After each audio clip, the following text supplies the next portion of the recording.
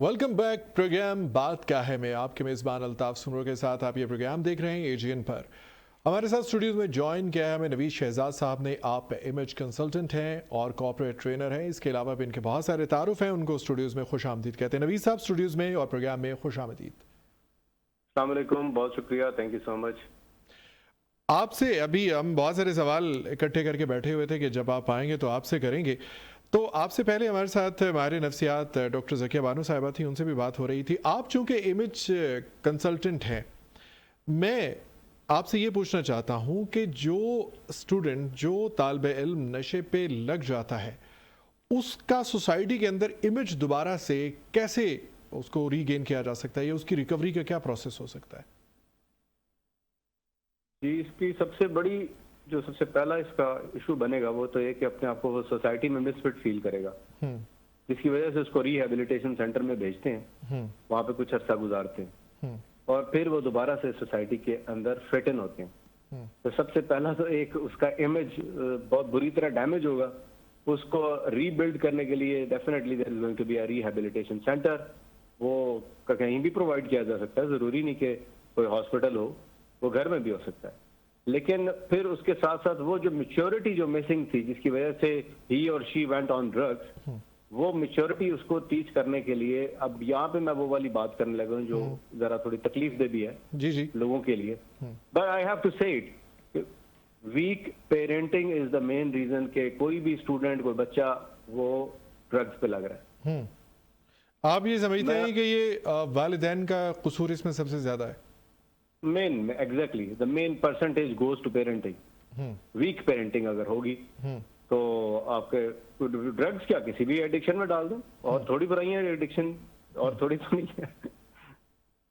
अच्छा नवीद साहब, आपके पास कोई तादाद है या कोई स्टैट्स ऐसे कि जिसमें हम पता चल सके कि कितने स्टूडेंट्स जो हैं वो नशे पे लगने के बाद रिहेबिलिटेशन सेंटर गए और कितने उसके बाद रिकवर हो गए? रिहेबिलिटेशन सेंटर्स के अंदर जो स्टूडेंट है, पहले तो ये देखना पड़ेगा कि इस वक्त पाकिस्तान में स्टूडेंट जो ड्रग्स पे लगा हुआ है और उसकी बढ़ने की तादाद क्या है, करंटली क्या है, 7.6 मिलियन ड्रग अब्यूजर्स हैं पाकिस्तान में, जो अभी सिर्फ इंस्टीट्यूट की बात हो रही है जी। और ये बात है 2023 की एज पर डॉन। पाकिस्तान में हर साल overall, not only students, 50,000 drug addicted पैदा हो रहे हैं। 50,000 हर साल?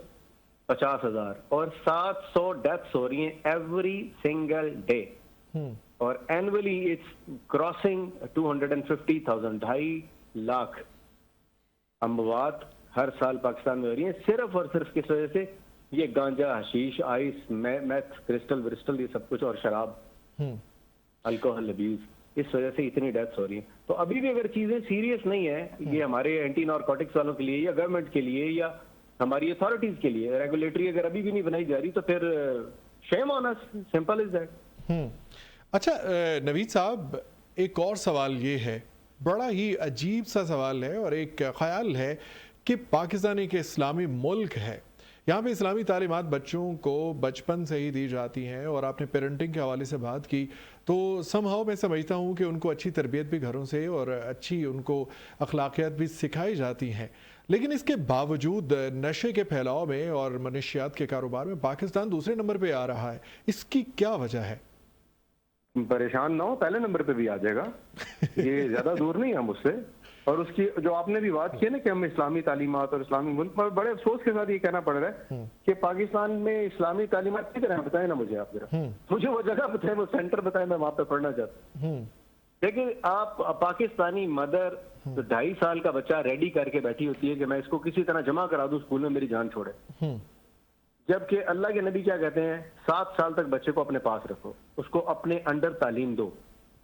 अब जब उसकी, और देखें साइंस ने भी प्रूव कर दिए कि 7 इयर्स तक आपका जो इमोशनल बेसल गैंग्लिया का जो पार्ट है आपके ब्रेन का, जो एमिगडल है, जो आपके इमोशंस को कंट्रोल करता है, वो स्ट्रेंथ पकड़ता है, जिसकी वजह से आपके अंदर लीडरशिप क्वालिटीज आ जाती हैं। इसके बाद अभी बहुत हार्ड होगा, बहुत टफ है। और 20 साल तक आपने बच्चे को जिस किस्म की भी जो प्रिवेलेंस दे दी या कॉशंस दे दिए, या वार्निंग से समझा दी। अब मुझे बताएं, कोई बच्चा अपने हाथ में छुरी क्यों नहीं मारता, या जलते हुए चूल्हे के ऊपर हाथ रख के क्यों नहीं कहता मामा ये देखे मैं क्या करूं? क्यों नहीं करता वो? क्योंकि आपने बहुत छोटे होते से भाग भाग कर उसे बचाया होता है। You literally run behind the kid and protect his hand और whatever is in the danger. तो व्हाई नॉट दीज ड्रग्स? ये तो उससे भी ज्यादा बुरी हालत करती है। It's going to make that kid die.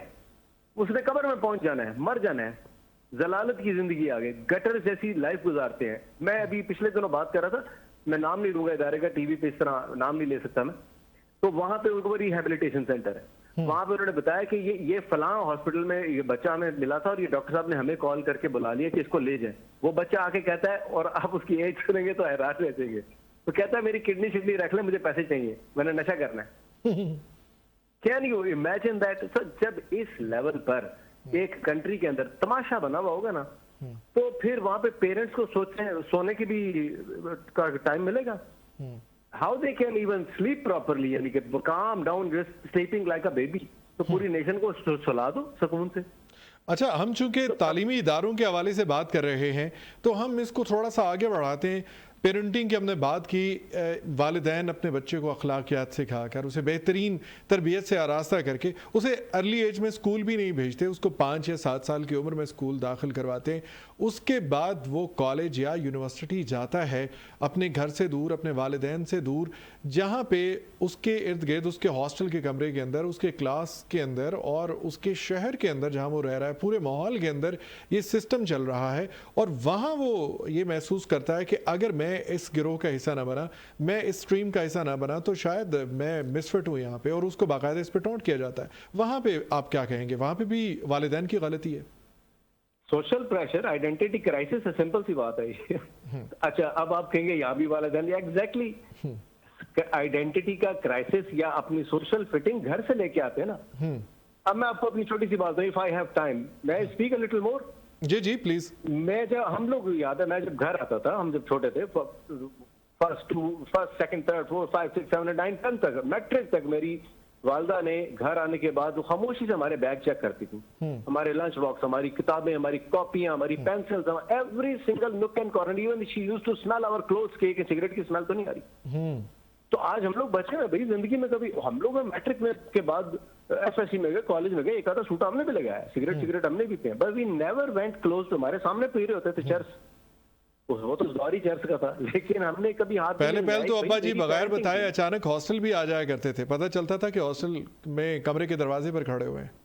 अल्लाह की कसम, मैं सो रहा था और मेरे आंख खुली, मेरे रूम में उठाया तो अब्बा जी कुर्सी पे बैठे हुए, और मेरे लिए वो मौत का दिन था, और मेरे पास इत्तेफाक से एक पाइनएप्पल का डब्बा खाली हुआ, उसमें सिगरेट की डब्बी और सिगरेट जो मैंने दी थी। अच्छा, मसला ये कि अभी मैंने आपको ये एक एग्जांपल बताई, भाई हमारी मदर्स ने भी तो रोना किया ना, अपनी तकलीफ देखी है, अपने आप को अब जगाया है, एक एक कॉपी चेक की, लोगों के कॉन्टेक्ट चेक किए, किससे बात कर रहा है, कौन घर आ रहा है, कौन नहीं आ रहा। तो आज हम लोग नहीं लगे हुए। यहाँ पे मैं आपको एक छोटी सी बात शेयर करना चाहता हूँ। एक बहुत बड़ी यूनिवर्सिटी के डायरेक्टर ने मुझे ये कहा कि यार मैं अपने बच्चे को 15 मिनट भी टॉलरेट नहीं कर पाया। मैंने उसे वक्त देने की कोशिश की और मैं उसकी बातों को और उसके साथ खेल कूद में मैं 15 मिनट भी उसको टॉलरेट नहीं कर पाया, और मैंने सोचा था कि अब मैं इसको वक्त दिया करूंगा। चलें इस पर मजीद हम बात करते हैं। मैं इनामुर रहमान साहब, आप चूँकि यूनिवर्सिटी के तालिब इल्म हैं, आपसे पूछना चाहता हूँ कि चले लड़के तो लग जाते हैं किसी न किसी तरह से नशे पे, उनको टोलियों में बैठ के, ग्रुप्स में, आउटिंग पे, या कहीं ना कहीं किसी न किसी तरह से, तो लड़कियाँ जो हैं उनकी भी एक बहुत बड़ी तादाद मनशियात की जानिब राग़िब हो रही है। इसकी क्या वजह आप बताते हैं, क्या देखते हैं, कौन से अवामिल हैं? बिल्कुल ऐसे ही है जिस तरह मेल एजेंट्स इन्होंने प्लांट किए होते हैं, मुख्तलिफ एजेंटों ने अपने नशे को प्रोवाइड करने के लिए, बिल्कुल इसी तरह आप यूनिवर्सिटीज़ के अंदर, पाकिस्तान की यूनिवर्सिटी के अंदर अभी इन्होंने फ़ीमेल एजेंट्स हायर की हुई हैं कि जो अपनी जो फ़ीमेल दोस्त हैं उनके साथ दोस्ती लगाती हैं। जो फ़ीमेल दोस्त है वो दोस्ती लगाने से पहले उसको इस चीज़ की ख़बर नहीं होती कि जो मेरे साथ वाली दोस्त है वो किस कंपनी के साथ इन्वॉल्व है, किस एजेंट के साथ उसका ताल्लुक़ है और मुझे कहाँ तक लेके जा सकती है। तो जब वो इस चीज़ में इन्वॉल्व हो जाती है, दोस्ती करने के बाद जब वो फिर उनकी आउटिंग्स होती हैं, आउटिंग्स के बाद जब उनकी आपस में एक बाउंडिंग बन जाती है, उसके बाद जाके फिर वो उनको ड्रग्स पे लगाती हैं, और जब वो ड्रग्स पे लग जाती हैं तो फिर उनके पास उसके अलावा कोई चारा नहीं होता। मैं नवीश शहजाद साहब आपको इन्वॉल्व करना चाहता हूं कि हमारे यहाँ जो अपर क्लास है वहाँ तो फैशन के तौर पर पिल्स पार्टीज और आइस और क्रिस्टल का नशा किया जाता है, और उसमें तो बतौर फ़ख्र बताया जाता है और इन्वॉल्व किया जाता है। तो उसके बारे में आप क्या कहेंगे? चले वो खुद तो इस लानत पर लग रहे हैं, ये जहर अपनी रगों में उड़ेल रहे हैं, तो बाकी मुआशरे को कैसे वो अफेक्ट कर रहे हैं, उनके लिए क्या कहेंगे? फिर से वही बात आ जाएगी कि ये आइडेंटिटी क्राइसिस का ऐसा है, जब ये पीयर प्रेशर आता है ना, जब एक दूसरे से इन्फ्लुएंस होते हैं, जो इन्फ्लुएंसर्स हैं वो क्या करते हैं, दूसरों को इन्फ्लुएंस करते हैं। मैं छोटी सी बात कहूंगा, अभी डॉक्टर साहब ने बड़ी प्यारी बात की कि वो फीमेल एजेंट्स छोड़ी हुई हैं जो लड़कियों को कहती हैं ये देखो कितनी मजे की चीज है, ये जरा इसको खींच के देखो, इसको पी के देखो, वट एवर। मुझे ये नहीं समझ आती, आप मुझसे, मैं एक सवाल करता हूँ सारे स्टूडियो से, बल्कि सारे पाकिस्तान से, वो एजेंट इतनी पावरफुल कैसे हो गई कि उसने किसी को, एक बिल्कुल सीधे साधे शरीफ से साफ सुथरे कैरेक्टर की बच्ची को ड्रग्स पे लगा दिया, ना कि वो बच्ची ने उसको पकड़वा दिया, उसके एक्सेस में है, कॉल करे 15 नंबर, ये देखें जी ये ड्रग बेच ली मेरे सामने, ये ले। ये वेलेंशिया टाउन में नवीद साहब कुछ अरसा पहले एक स्टिंग ऑपरेशन के दौरान यासिर शामी ने एक रेड किया था, जहां पे बहुत बड़े बड़े घरों की लड़कियां और लड़के बड़ी बड़ी गाड़ियां लेकर वहां पर एक घर के अंदर पार्टी कर रहे थे, और वहां पुलिस भी आई और उन सबको लेके गई, बल्कि पकड़ा नहीं, उनको इवैक्यूएशन दी, और उसके बाद वो सारे घरों को चले गए। तो यहाँ पे पुलिस की कारकर्दगी पर भी एक सवालिया निशान नहीं आ रहा? सर आपका नाम क्या है? अल्ताफ सुब्रो सर। अल्ताफ साहब, ये पुलिस की कारकर्दगी के ऊपर तो सवालिया निशान इतना मोटा कि उसको शायद अगर फिजिकल शक्ल दे तो कोई उठा भी ना सके। ये उनकी कमजोरी या सिस्टम की नालायकी है, ये तो उसके ऊपर तो मैं बहस करना नहीं चाहता, ये तो बच्चे को भी पता है, आंखें बंद करके कोई बता सकता है कि मसला क्या है। मेरा सिर्फ एक ही इंफेसिस है, मेरा जोर एक ही बात पे है, या जितने भी लोग बैठे हुए हैं आज बिलीव कि ये सब मुझे सेकंड करेंगे कि आप ये जो जिसको हम बच्चा बच्चा बच्चा कहते हैं, मैं एक यूनिवर्सिटी है वहां पे पढ़ाता भी हूँ, उनकी स्किल बिल्डिंग करता हूँ। वहां जाके जब मैं पहुंचा तो वहां पे डिस्कशन हो रही कि अच्छा बच्चा जब आएगा तो बच्चा यूं करेगा तो बच्चा ऐसे। मैंने कहा यार ये बच्चा बच्चा आप क्यों करें, इसको प्रोस्पेक्ट करें, इसको एक एडल्ट करें। ये एडोलेसेंस से निकल चुके हैं, they are quite understanding every single thing in the माशा, लेकिन फिर भी आप उसको बच्चा बच्चा करके तो फिर बच्चे ही बना देंगे। फिर वो उसमें एक्टिंग क्यूट एक टर्म होती है कि जब आपका डोपामिन बहुत हाई हो रहा होता है ना, फिर आप एक्टिंग क्यूट शुरू होते हैं, आप क्यूट बनना शुरू होते हैं कि मैं तो बहुत मासूम हूँ। देखिए, और दूसरी बात ये है, यहाँ साइकोलॉजी की बात करूंगा, यहाँ साइकोलॉजिस्ट भी डॉक्टर साहब बैठी है कि ये जो डोपामिन सेंटर है हमारे, जो आपके और मेरे थे में भी, I am right now 45 years old, तो जिस एज ग्रुप से हम लोग आ रहे हैं, हमारे डोपामिन सेंटर का एक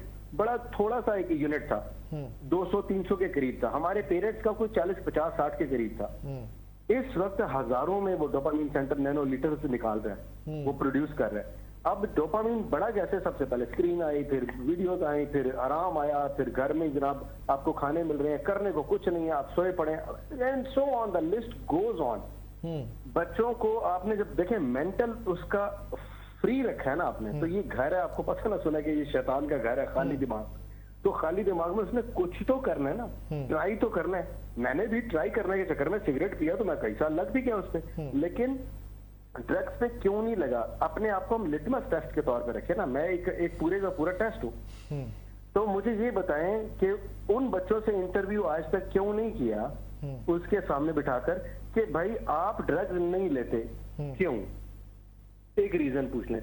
दूसरी बात इसमें ऐड कर देता हूँ, why there is no reward for not having the drugs. आप एक सिंगर को बुलाते हैं यूनिवर्सिटी में, उसके ऊपर रेड कारपेट और सोने की बारिश और लाखों रुपया निछावर कर देते हैं, लेकिन why not there is an, you are creating an addiction for sports और एनी पॉजिटिव आउटकम्स। तो पॉजिटिव एक्टिविटीज बनाए। मैं बात कर करके थक गया यूनिवर्सिटी से कि भाई आपको मैं रिहेबिलिटेशन को मारो गोली। HEC को इस दफा 50 मिलियन का बजट मिला है स्पोर्ट्स एक्टिविटीज के लिए, और वो क्लेम करते हैं कि वो लगाया भी है। अच्छा, अगर लगाया तो चले, अरशद जैसे लोग सामने आ गए ना, लेकिन पूरे पाकिस्तान में से एक अरशद भाई, लेकिन वो यूनिवर्सिटी की प्रोडक्शन नहीं है, वो तो यूनिवर्सिटी की प्रोडक्शन नहीं है। वो नहीं है, वो उसकी प्रोडक्शन वाकई नहीं है, बिल्कुल सही कहा। वो तो गांव से आया था और देखे उसने वहां से हिम्मत करके अपने आप को कहां से कहां पहुंचे। अच्छा, एक और बहुत जरूरी मैटर है जो मैं मिस कर रहा हूं, अगर मुझे 2 मिनट दें तो मैं जी, उसके ऊपर प्लीज, बात करना चाह रहा हूं। देखिए, आप नोट करें जो पैटर्न्स हैं जिनके बच्चे ड्रग्स पे लग रहे हैं, नशा कर रहे हैं, आइस ले रहे हैं, यूनिवर्सिटी में जाके अय्याशी कर रहे हैं, आप उनको अगर थोड़ा बैकग्राउंड चेक करें तो उनकी फैमिली टॉक्सिक है। जब when there is a toxic family dynamics, so the child definitely grows up in a home filled with violence and neglection.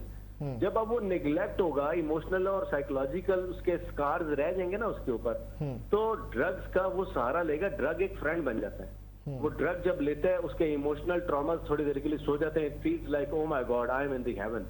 और फिर द साइकिल ऑफ ट्रॉमा जो चलता रहता है and parents are so much busy in earning the dollars and getting them so much money and not talking to them. भाई communicate करें। Sorry, मैं जरा कंटिन्यूटी में बोलता हूँ और जरा ज्यादा बोलता हूँ क्योंकि मेरा काम है ये। आप बच्चों के साथ, पेरेंट्स को कह रहा हूँ भाई, एवरी सिंगल माँ बाप को कह रहा हूँ, आप बच्चों के साथ डेली सिटिंग करें, बात करें, let them Frank with you, let them have an open discussion. आप उनसे बात नहीं करेंगे तो कोई और करेगा। आप उसके ऊपर किसी किस्म का भी सब्जेक्ट, मैं अभी वो वर्ड्स नहीं बोलना चाह रहा, वो अच्छा नहीं लगता, बट यू नो कि एवरी सिंगल सब्जेक्ट। ये क्यों इतना बड़ा चेंज अल्लाह ताला ने दिखाया आपके अंदर कि आपके 25 साल में आपका प्री फ्रंटल कॉर्टेक्स, आपका लॉजिकल रैशनल थिंकिंग पार्ट बन जाता है, कंप्लीट हो जाता है। उससे पहले वो बनने का मतलब है कि उसको तैयार करें। आप उसको साइकोलॉजिकल ट्रॉमा के लिए तैयार करेंगे। बेटे, इश्क में भी नाकामी होगी, कभी आप फेल भी हो जाओगे एग्जाम में, तो कोई बड़ी बात नहीं। लेकिन जब सेटबैक्स की का वजन पेरेंट्स डाल देंगे ना कि मुझे तुमसे ये उम्मीद नहीं थी, I never expected this from you, तो वो उसके अंदर तो शैटर्ड पर्सनालिटी लेके फिरेगा ना। इस पे तो हम इंशाल्लाह किसी अगले प्रोग्राम में बात करेंगे।